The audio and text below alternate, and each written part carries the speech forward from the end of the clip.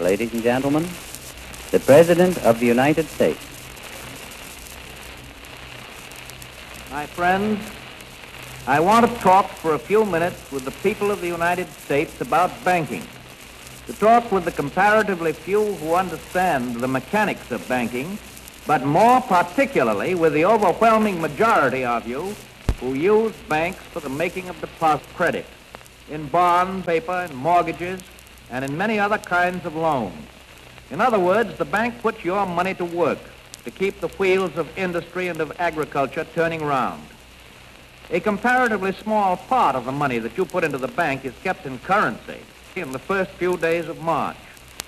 Because of undermined confidence on the part of the public, there was a general rush by a large portion of our population to turn bank deposits into currency or gold. A rush so great that the soundest banks couldn't get enough currency to meet the demand.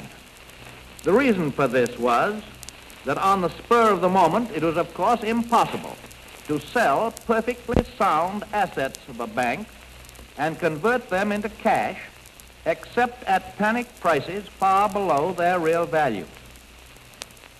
By the afternoon of March 3rd, a week ago last Friday, scarcely a bank in the country was open to do business. Proclamations closing them in whole or in part had been issued by the governors in almost all of the states. It was then that I issued the proclamation providing for the national bank holiday, and this was the first step in the government's reconstruction of our financial and economic fabric. The second step, last Thursday, was the legislation promptly and patriotically passed by the Congress, confirming my proclamation and broadening my powers so that it became possible, in view of the requirement of time, to extend the holiday and lift the ban of that holiday gradually in the days to come.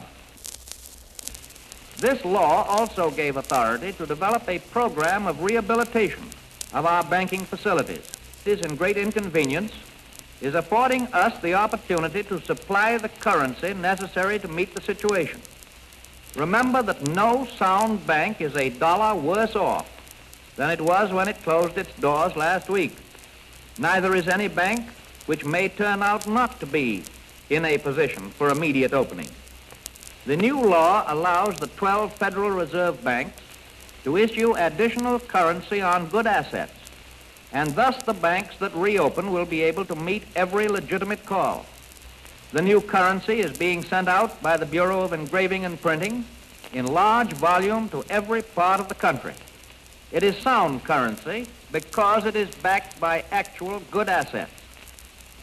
Another question that you will ask is this: why are all the banks not to be reopened at the same time? The answer is simple, and I know you will understand it.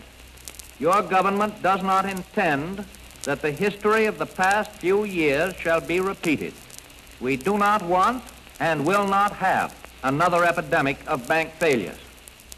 Status as the bank that opens tomorrow. I know that many people are worrying about state banks that are not members of the Federal Reserve System. There is no occasion for that worry. These banks can and will receive assistance from member banks and from the Reconstruction Finance Corporation, that the banks will take care of all needs, except, of course, the hysterical demands of hoarders. And it is my belief that hoarding during the past week has become the success of our whole national program depends, of course, on the cooperation of the public, and even allows the government to subscribe to at least a part of any new capital that may be required. I hope you can see, my friends, from this essential recital of what your government is doing, that there is nothing complex, nothing radical in the process. We have had a bad banking situation. Some of our bankers had shown themselves either incompetent or dishonest in their handling of the people's funds. They had used the money entrusted to them in speculations and unwise loans. This was, of course, not true in the vast majority of our banks, but it was true in enough of them to shock the people of the United States for a time into a sense of insecurity and to put them into a frame of mind where they did not differentiate, but seemed to assume that the acts of a comparative few had tainted them all. And so it became the government's job to straighten out this situation and to do it as quickly as possible, and that job is being performed.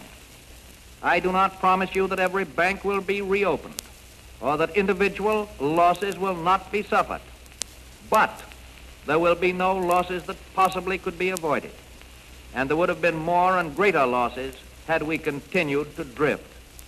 I can even promise you salvation for some at least of the sorely pressed banks. We shall be engaged not merely in reopening sound banks, but in the creation of more sound banks through reorganization. It has been wonderful to me to catch the note of confidence from all over the country.